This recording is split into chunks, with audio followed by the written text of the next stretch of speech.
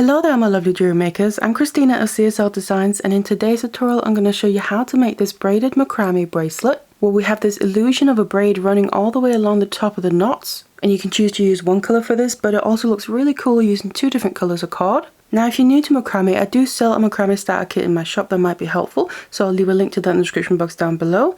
Otherwise, if you want to learn how to make this bracelet, then keep watching. So these are the materials that we'll need. Now I'm using a 1.5mm leather cord in two colours. One is copper and one is a metallic grey. But of course you can use whatever colours you want to, and you could also use a different thickness or kind of cord. Now to finish off the ends with, I'm going to use these kumihimo ends here that have loops in them where we can attach our findings. And for that I'm using a lobster claw clasp, an extended chain and a few jump rings to put it together. Now along with the kumihimo ends I'm also going to use this E6000 glue that's going to create a nice and strong bond. Now to make the bracelet with, I'm going to be using this mini macrame board that has these notches all the way around the edges, so it makes it nice and easy to make a macrame with.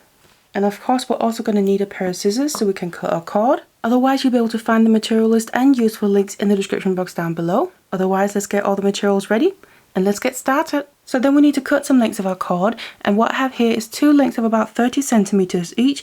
Now these are going to be the holding cords, and you can just choose whatever color you prefer. And then we need two lengths of about 1.5 meters each, and these will be your working cords, and here you'll need one of each color. So I then got my macrame board out ready here, and I'm going to grab my two short lengths, so they're the holding cords, and we just want to attach these first of all. So I'm going to take one end of each of them, put them into slots right next to each other like that, and then just bring them down and put them into the slots directly opposite on the bottom side, so they are just sitting right next to each other there. And then we need to grab the working cords. So here what I'm going to do is just add one into the same slot as one of the holding cords, and then the other one into the other slot with the other holding cord. And there we have all our cords attached to our board, and this is going to be our starting point. So what I'm just going to do first is bring the two lengths of working cord underneath the cord that they're sitting with and into the middle here, and then bring it up through and just back out to the side where they're coming from, just to kind of get them into position. Same with the other one. Just pull it all the way through. And then we need to get into the pattern. So we'll just start with one side at a time and work our way from side to side as we work down the bracelet. So it doesn't matter what side you start with. I'm just going to take my left one here, and then I'm going to go all the way to the end and kind of just bring the cord out towards the side where it's coming from. Then I'm going to go down between the two holding cords, underneath the holding cord to the left here. I'm working on the left side right now. And then I make sure to come up through the loop that it creates itself as we brought it through. So pull it tighter and you can see it more properly. We kind of create a 6 that's looping around the holding cord. And then we just want to bring that up, tighten that down towards the top here. So this working cord is basically looping around the holding cord now, the left one. Then I'm going to take the end again, and then we need to move to the right holding cord. So again, taking the end, I'm going to go underneath from right to left, so in the direction where this cord is originally coming from, and then again come up between the two, and also make sure that it's coming through the loop of itself here. Pull it tighter, you can see it better. It's going to sit like this. Make sure it comes up through itself as well. And then pull this tight, and we just want to start bringing the two holding cords also closer together here, so it becomes nice and tight all around. And then once you tighten that, then take this working cord and bring it back out towards the left where it's originally coming from. Then we're going to take the other length here, so this is the grey one in my case, that's on the right side, and we're basically going to do the exact same thing but in a mirrored image.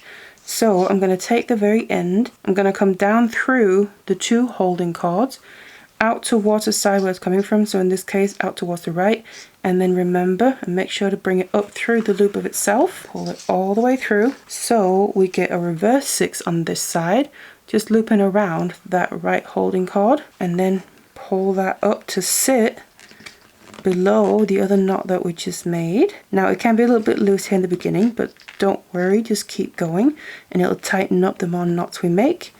And then we're going to go back to the end again, and same thing. Now around the left holding cord, come from left towards the right, which is where the cord is originally coming from. Go underneath that left one, make sure to come up between the two holding cords in the middle, and then also up through the loop of itself, so it looks like this.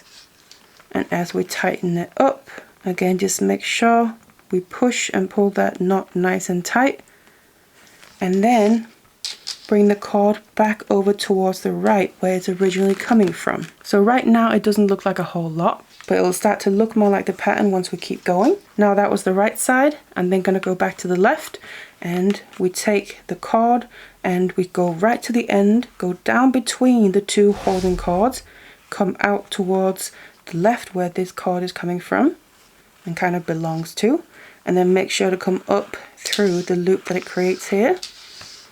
Just pull it through. So again, you can see we get that 6, and then just tighten it all the way up, and then you're going to be able to see that part of the cord is kind of sitting on top there, which is part of what's going to create the pattern that we want. So that braided look that's running along the top in the middle, and just tighten it so the cord here comes towards the right. So we're kind of working our way to the opposite side from where this cord is coming from, one knot at a time, but then bringing the cord back to the side where it's coming from once we're done making the knots. Then go to the end again, then come underneath the right holding cord from right to left. Again, always kind of coming towards the side where the cord is coming from. Come up through between the two holding cords. So we end up with, on this side, it kind of turns into a reverse 6 because of the way the cord is naturally wanting to go. Then we want to bring this up and pull it tight. Just make sure to tighten it nicely up here, and then straight away bring this cord back over towards the left. And that was the 2 knots with this cord. That means we need to go back to the other side. So that's the right one, which means I'm going to the very end. I'm going to come down between the 2 holding cords and then out towards the side where this cord is coming from, so towards the right here, and make sure to straight away bring it up so it comes up through the loop of itself. Pull it through so we get that reverse 6 first, and you can tighten it while holding the cord coming out towards the left. Now grab the end of the cord again, go underneath the left holding cord, make sure to come up between the 2 right in the middle there, and also on the inside of the loop that this creates itself. And on this side, it then creates the regular 6. And then tighten that all the way up. And this is the second knot with this cord. So you can see we make 1 knot on each holding cord with each working cord at a time. And on the right side, we first make it around the right and then the left. Bring the cord back towards the right side. And then with the left cord, we first make our knot around the left holding cord and then the right, and then bring it back to the left side. So this is basically the pattern that we're going to keep doing now. Come down between the holding cords and tighten it. And like I say, it's easy to hold the working cord in the direction of the other side to where it's coming from, because that way the cords that are laying on top here and forming that braid pattern, they're going to become tighter and more uniform. So that's the first one, and the second knot with this cord underneath the right holding cord, then up between them, and then here we get that reverse 6 where we tighten that, and then straight away bring the cord back to the original side where it's coming from, in this case the left, and then you can really start to see the pattern forming already on top. So just to show you one more time up close, take the length of cord, in this case I'm using the right one, come down between the holding cords, up on the other side in the direction where this cord is coming from, and of course bring it through the loop of itself, and then tighten that.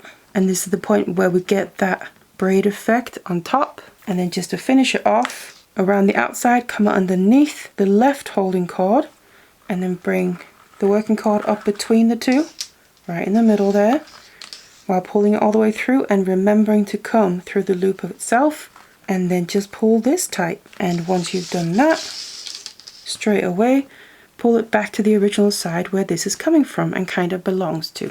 So you can see already we get this really beautiful braided pattern on top. Even though it's actually not a braid, we're making this with macrame knots. So just keep going like this all the way for the length that you need. So now I've reached the other end here. What I'm just going to do is, before I make the final knot with, in my case, the grey cord here, I'm just going to grab my glue, because I just want to start securing the ends a little bit in place so we can obviously also start to get rid of them. So I'm just going to get a bit of glue onto my toothpick, and then I'm just going to add the glue below the last knot that we made and just onto the holding cords just below that, both on the front and the back.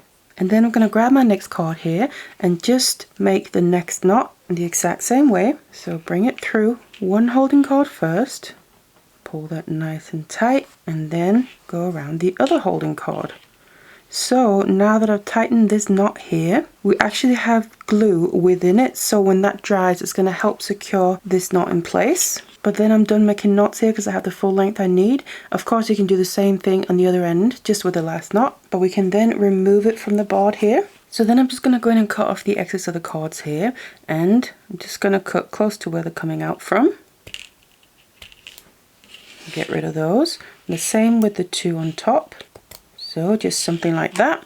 And then what we need to do is attach our kumihimo end onto this end of the piece and then get the cords inside of it. But before I do that, I'm going to just get the glue out again because we need to add some glue to the kumihimo end, so of course the cords will stay in there. So get some glue onto the toothpick. It doesn't have to be too much because whatever's excess is just going to come spilling out, and we do need to put the cords in there, so obviously they'll take up a lot of space, but just make sure to get it all the way down to the bottom and cover the inside walls. And then we can just grab our piece and then get these cords inside the kumihimo end and just make sure to push it in as far as it'll go. Now repeat this on the other end, and then of course leave the glue to dry so this is not going to come off, it's going to be nice and secure.